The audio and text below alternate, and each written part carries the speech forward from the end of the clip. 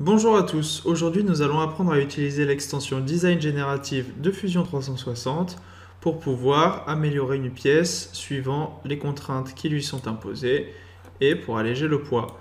Nous allons utiliser cette pièce pour ce faire, pour passer de celle-ci à celle-ci. Vous êtes prêts? C'est parti!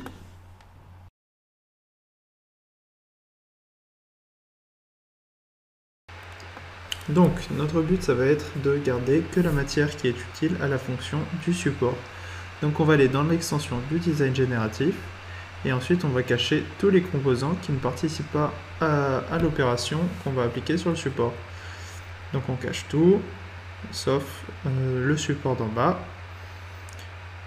Une fois qu'on a caché tous les composants, on va ensuite modifier le modèle du support en cliquant sur modifier le modèle en haut à gauche.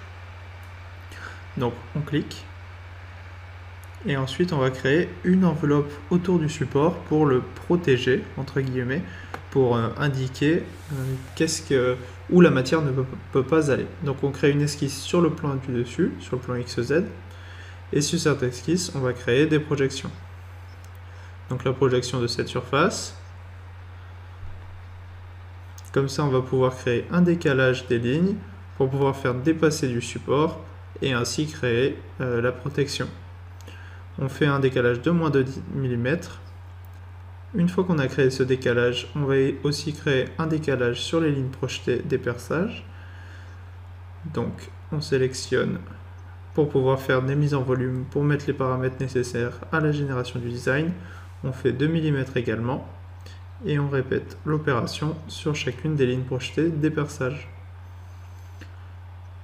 Une fois qu'on a créé tous les décalages, on peut ensuite terminer l'esquisse et on va pouvoir créer l'enveloppe avec l'outil extrusion. On sélectionne toutes les esquisses qu'on vient de créer, celle-ci et la dernière, et on va ensuite créer une extrusion sur une distance de 40 mm. Pour pouvoir dépasser de toute la matière, donc on choisit nouveau corps et on fait de l'autre côté aussi pour pouvoir dépasser selon toutes les directions. Et on crée 10 mm. Une fois qu'on a créé l'extrusion, on va pouvoir créer une fonction de combinaison pour enlever de la matière à l'intérieur de l'extrusion. On choisit l'outil combiner et on choisit l'enveloppe comme outil cible. Et comme armature, on va sélectionner la pièce qui est à l'intérieur, donc le support, pour pouvoir faire une opération booléenne de couper. Donc on conserve les outils pour pouvoir conserver le support, pour pouvoir le visualiser après opération, ce sera mieux. On valide la combinaison et maintenant on va essayer de vérifier qu'on a bien enlevé de la matière, donc on va créer une analyse de section. On va cacher le support parce que là on verra rien, donc on va chercher le support dans les corps et là on voit bien que l'enlèvement de matière s'est correctement effectué. Maintenant, on va vouloir créer les mises en volume qui vont nous permettre d'entrer les paramètres nécessaires lors de la génération du design.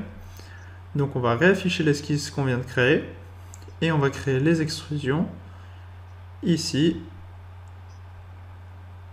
et à chaque endroit.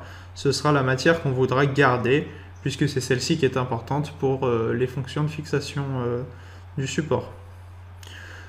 On va répéter la fonction extrusion pour créer une autre extrusion ici. Et on fait une extrusion qui va aller jusqu'à cette surface. On l'a fait en deux fois puisque les quatre n'avaient pas la même distance d'extrusion. Maintenant, on a terminé la modification du modèle. On va pouvoir cacher l'esquisse et aussi l'analyse de section pour pouvoir entrer les paramètres qui vont nous permettre de générer le design. On va sortir de la modification du modèle et passer à l'insertion des paramètres pour la génération du design.